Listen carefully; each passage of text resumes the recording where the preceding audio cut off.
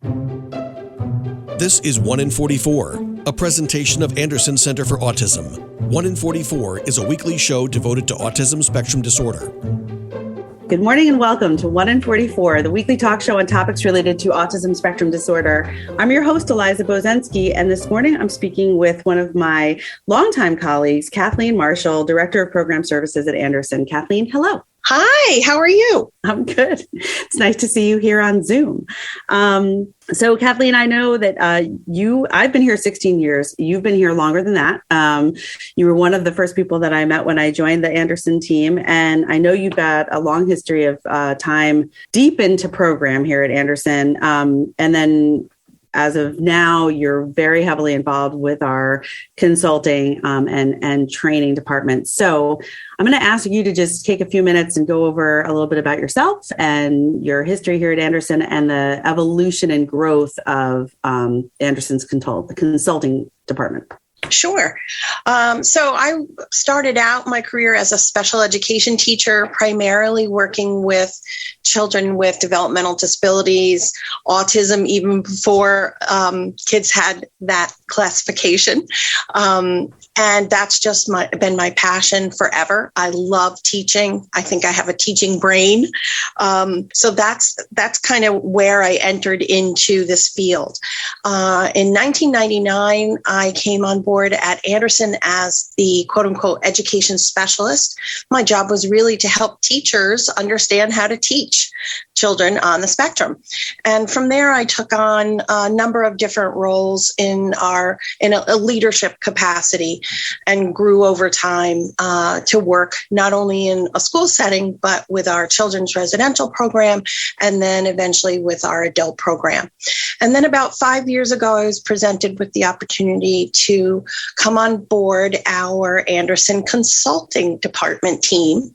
And that has been just so much fun for me. I get to do many, many different things. I wear different hats within the same day, which is great. And the reason I really enjoy it is because what we do is so diverse. Mm-hmm. So we have a grant through Dutchess County through the Think Differently initiative, thanks to Mark Molinaro. And that affords us the opportunity to provide training to businesses and organizations within Dutchess County at no cost to them. And we work with them to be autism supportive to their customers and to offer maybe a more enhanced experience at their business. We also work with many school districts in a large geographic area. Our kiddos are complex, and school districts are trying to do the best they can to educate those students. And sometimes they need, a little resource information. They might need some training, some education. So we work and partner with lots of different school districts in the area.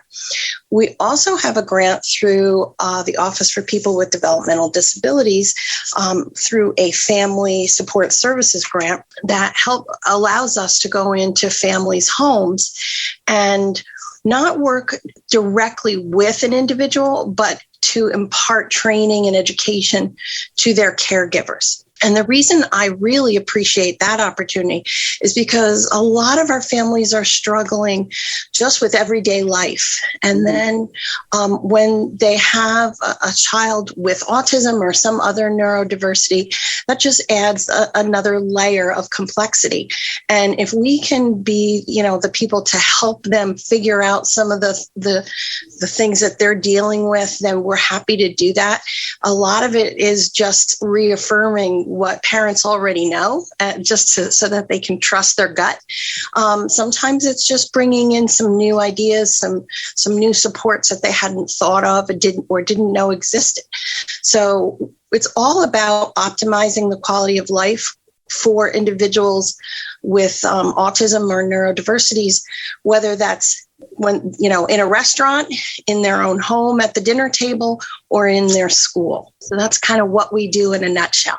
Yeah, a big nutshell. No, that's great. I want to add one other thing that I know related to the autism supportive environment training and the various programs that fall under that, because you also have helped the village of Rhinebeck, just north of our main campus here at Anderson, to become an autism supportive community, which I think was really spectacular and has had a lasting impact. Yes. And so that's, it's really branched off in so many cool ways. I love that. It is. Yeah, that's just another example of one of our autism supportive programs. Mm-hmm. So we have autism supportive environment training, which I mentioned, mm-hmm. the community, healthcare, and first responder training. And the autism supportive first responder training is very popular. We've been able to work with a lot of first responders in the area, and we hope to branch out into other areas in the country as well. That's really exceptional. And we know a lot of the same people, and I've talked to a lot of the same people, mainly, I think, families who've had a loved one who's been in a crisis situation, or maybe hopefully minor, but a car accident, or possibly even eloped from their home into an unsafe situation, sometimes near water, or perhaps a steep drop-off point somewhere, and have had to interact with first responders. And if there is one thing that is like so sort of black or white, it's either going to go well and the outcome is going to be positive, or it's not going to go well and the risk to that individual becomes so enormous, possibly even leading to a death, which we've seen. I think the impact of those trainings for first responders is really really super important. And I've had the pleasure of interviewing some of the first responders who've gone through your training on this podcast. And one actually stands out as they all sort of say, look, we welcome this, we want this, we need this. We recognize that it's not something that's part of our sort of general training leading into the job that they have. But we've had some really cool conversations about how first responders have the responsibility of both making split-second decisions, but also having that part of their brain that's devoted to slowing a situation down somehow to leave room for what am I missing? What might be going on here that I'm not necessarily realizing this second. And I've just loved those conversations. So that's really important. I'm glad you pointed that out. And we had a nice story shared with us recently. We provided sensory kits to some first responders in a nearby county. And a few months ago, there was a young boy with autism who had gone missing. And everyone was looking for this little boy. First responders found him and offered some items from the sensory kits that we provided. And they told us it really helped calm him down and kind of buy them some time until his mom was able to get there. It only took her a few minutes, but they remarked on how that was such a big help to them. A few minutes can be life or death, honestly, in that situation. So that's great. And I'm excited that that's continuing. We only have a couple minutes left in our first half of the show. And so what I'd love for you to do is quickly, can you just give us a quick intro to the members of Anderson's consulting team? I know you were one, but who are your colleagues that might be out there consulting in a school district or working with a family or working in a community or first responder training? Yeah, I'm glad you asked that question. I was just thinking about the fact that within our department, it's a small department, but we have decades of experience working with individuals with various needs, neurodiverse needs. My background, as I said, is special education, school administration. We have 2 BCBAs or board certified behavior analysts and a licensed behavior analyst that works with us. We have a school psychologist on our team, as well as a new addition to our team who is working towards a BCBA and is also a parent of a young child with autism. So I'm excited about that addition because she brings, a lived experience with this that I think she shares with all the people that she interacts with. So, and then we have our team hub, as I call her. Lisa Szynski is the person who makes it all happen. So she does. She definitely does. That's cool. And I love the fact that you have a member of the team who's also a parent, because not only would I think that she brings a unique perspective, but also when interacting with other parents, yes, who might be hesitant still to accept services or to recognize that it could be helpful, or may still be afraid of sort of the stigma of saying, yes, this is who this person is coming into my home, or this is somebody, who my district has hired to work with, my child's classroom. I find that parents also often can just make each other feel much more comfortable about that. So that's great. What a nice team. I know that the program, the group has grown, still small, but certainly has grown over the years. So that's good. Yes. In the last minute or so, I just wanted to highlight one other thing before we take a quick break, which is you do, and I think this shifted during COVID, you now do in-person trainings, which you had to take a pause from for a while, right? But you developed some online trainings, which I think were sort of forced because of COVID, but have really become a huge resource. Yes. Prior to COVID, just about all of our trainings that we would offer to school districts or other agencies or community members were in person. And during COVID time, it gave us an opportunity to develop these trainings for other platforms. So we can do synchronous training, asynchronous, but we also now are working with a learning management system. So we are working to load up all of our trainings onto this learning management system so that professionals and parents or caregivers can register and go on the system and take the trainings at their leisure. School districts will contract with us so that they can then offer this opportunity to parents, but any parent who's interested in learning more about a particular topic can register, pay a small fee, and then take the trainings. That's great. I think accessibility is huge. We've talked about this, you and I, over the years, but certainly here at Anderson with so many families that we know. One of the things that's most important is being able to access resources when you need it. I think this is one of the things you've said many times, when you need it, where you need it, because sometimes a parent can't take a training at 4:00 in the afternoon. Exactly. But they can do it at 2 a.m. when they're up anyway, to be quite honest. So we're going to take a short break. When we come back, we're going to have some exciting new news about consulting and get into some details of some new trainings. This is 1 in 44, the weekly talk show on topics related to autism spectrum disorder. I'm your host, Eliza Bozensky, and we'll be right back. Alone, our reach is limited. No matter how great our intentions, on our own, we can only stretch so far. But at Rotary, we believe the right group of people working together can make our communities, our world, a better place. Rotary is a worldwide network of community volunteers dedicated to helping people in need. Learn more at Rotary.org.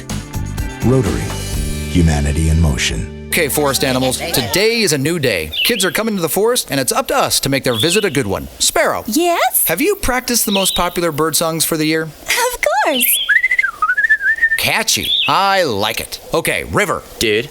How's the temperature? It's a refreshing 52 degrees, man. Perfect for a little riverside shoeless relaxation. Ah, good. Owl, you here? Course. Who's asking? I am. Look, you know the drill. Sleep during the day, scare the kids at night. Perfect. I love my job. Oak Tree? Sup? Still in the same place I left you last year. That's what I like. Consistency. Well, it's not like I'm going anywhere for the next couple hundred years. I know. I love it. Turtle. He's not here yet, man. He's late every morning. You'd think he would have learned by now to leave the night before our meetings. Okay, Squirrel. Has anybody seen Mr. Squirrel? The forest has been preparing just for you. Visit a forest near you today. To learn more about cool things to do in the forest, visit discovertheforest.org. Brought to you by the U.S. Forest Service and the Ad Council. And now 1 in 44 continues on 100.7 WHUD. This is a weekly community affairs program presented by the Anderson Center for Autism. Welcome back to 1 in 44, the weekly talk show on topics topics related to autism spectrum disorder. I'm your host, Eliza Bozensky, and today I'm talking with Kathleen Marshall, Director of Program Services and many other things, now showing in a consultation department at Anderson. Kathleen and I have been talking about her background and also the evolution and growth of the consultation department at Anderson, kind of covering why it exists, what the impact is, how it's grown, who the team is. And I think now would be a perfect time to announce that that you are going to have a new name. You have a new, fresh name. Would you like to be the one to say it? Sure. Up until now, our department has been known as Anderson Center Consulting. But because we have really done so much work on the training side, we thought it would make sense to add that. So we will be known as Anderson Center Consulting and Training, just to highlight the important work that we do in offering training to everyone. Well, congratulations. I'm very excited. It also makes a nice acronym called ACT. Yes. So you may hear us moving forward talking about ACT or ACCT. It's not accounting. Don't be worried. That always stresses me out. But I'm very excited about it. And you said before, Kathleen, when you were introducing yourself, that you're a special education teacher and you sort of love that role and see yourself as having that kind of brain. Just having known you for so long and gone through trainings that you've provided, and you gave me my first tour of Anderson, the school building, I think way back when, you really do have that way about you. It's like I could almost listen to you train me on anything because you have such a great way of breaking things down. Well, thank you. And I think it's important to point out because it's a growing field, right? There are organizations that offer different types of consultation and various trainings, but what I hear anyway about Anderson's consulting and training team and your style is that you're adaptable and right. That you can kind of walk into any setting and say, this group is at this level and can go from here up. This group is really coming in really cold, doesn't have a lot of information, and we're going to adapt. And I think that that's, again, something that sets you apart and makes it a really attractive opportunity for, obviously, districts, first responders, families. But there's kind of no end to who can benefit from autism training, especially these days when the numbers continue to rise and the community continues to, I keep saying it sort of expands and gets smaller at the same time. It's sort of like everybody knows somebody with autism. So it's just our community. It's not the autism community and then the, other community. It's really everybody. So I just feel like I had to say that. So Anderson Center Consulting and Training. Do you have any new trainings or new types of trainings that you'd like to highlight today? Yes. As far as on the professional development side, one that I'm excited about, and I think it's because I'm fascinated by how the brain works, but it is essential classroom components. And it really takes research that shows us what are effective supports to have in a classroom. And we put that into kind of a package for districts so that we can go in and do a baseline assessment and then consult to them on what pieces they may still have to put in place. So that's a great one. But then also executive function. That is a very popular topic right now. And one that I think is really, really important for educators to understand. There's so much that we're learning about how the brain works, not just for the autistic brain, but also for individuals that have attention deficit hyperactivity disorder. So I would highly suggest people take the executive function training that we offer. And then on the parent side, we offer one as well because kids with executive function struggles, whether you have autism or ADHD or not, that can pose quite a challenge to parents, especially just to get homework done. Mm-hmm. So we have a training for parents just to understand what executive function skill deficits are and what can you do at home to kind of work on those and improve those areas.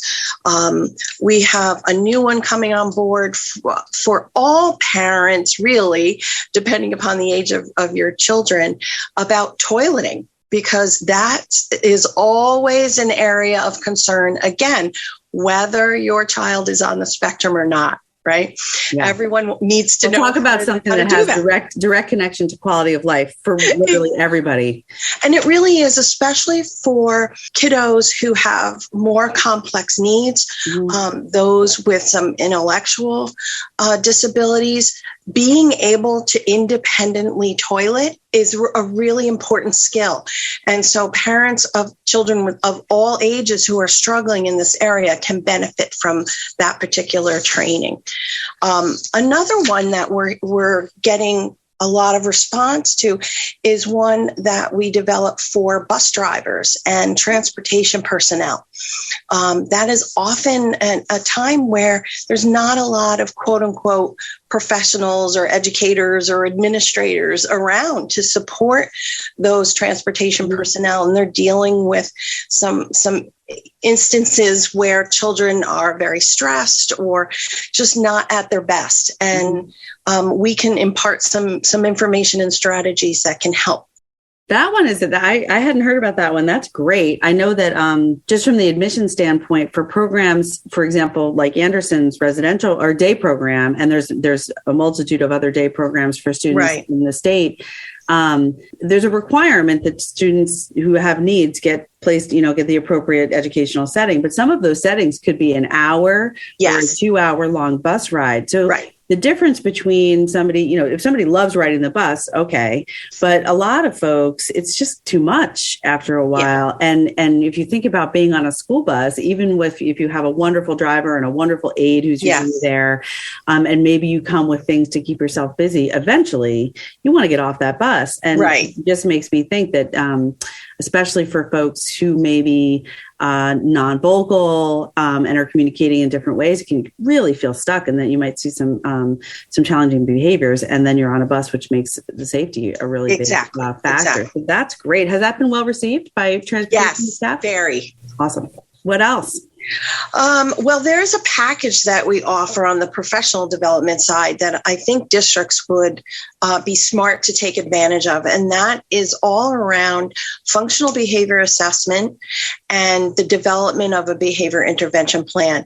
We have identified how districts can develop those supports so that they're paralleling the regulatory things from SED. So we want to make sure that we're developing those plans so that we're congruent with SED regulation. Yes. So those are not the most flexible regulations. So you need to be within those. So you want to be boundaries. in compliance. Yes. Okay. So we have one that helps people understand how to do a functional behavior assessment or an FBA, how to write the behavior intervention plan. And we don't author those plans, but we can help the personnel in school districts who are responsible for that. And then I think the most important part of that 3-part series is training the classroom personnel on how to implement the behavior intervention plan, because oftentimes we forget that TAs may not have had any training in this area, and they are the ones implementing the plan and taking the data. So I think that is a really important training topic for districts. Absolutely. I couldn't agree more. I've even seen it here. I mean, there has been over the years, sometimes some big gaps between the people who have very, very specific professional training in these plans, trying to work with people who are saying, I'm working with this person every day. I love this student with all my heart, and I'm dedicated to helping them succeed. Yes. But, it's really hard to just be handed a plan and say, just do this. So I think that's well deserving of the attention. And that you said was a package for districts, and they can so purchase the whole thing, and then they get all of that. Yes. Great. I think that is a great investment. Is there anything else, Kathleen? I want to make sure we leave a minute or two just to make sure people know how to get in touch with you all. Yes, you can go to Anderson's website and go to the community section, and you will find consulting listed there. Okay.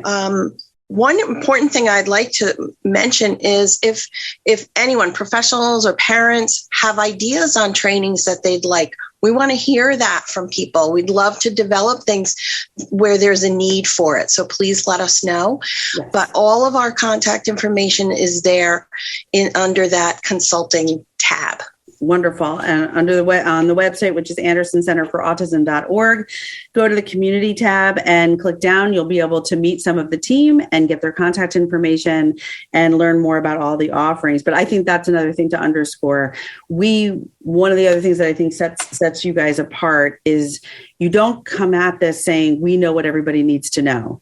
I think you come at it with a strong confidence in certain things that everybody ideally has some familiarity with and maybe some levels of expertise, but an openness to what you just said before. If there's a training that you're looking for that you haven't seen, but you know you want it, right, ask us, because you could be the next contestant on the Anderson Consulting and Training, development of a training. So I love this. Kathleen Marshall, thank you so much for being on the show today and talking about Anderson Center Consulting and Training, the new name, which you will now start seeing everywhere with its fabulous new logo. And please take advantage of our offerings. We're here to support you as members of our community through your school districts, directly with families, through all of the grants that you mentioned, Kathleen. And thank you so much for everything you do. Thank you. It's my pleasure. This is 1 in 44, the weekly talk show on topics related to autism spectrum disorder. I'm your host, Eliza Bozensky, and remember, Anderson cares. You've been listening to 1 in 44, a weekly presentation of the Anderson Center for Autism. Join us for another edition of the show at this time next weekend.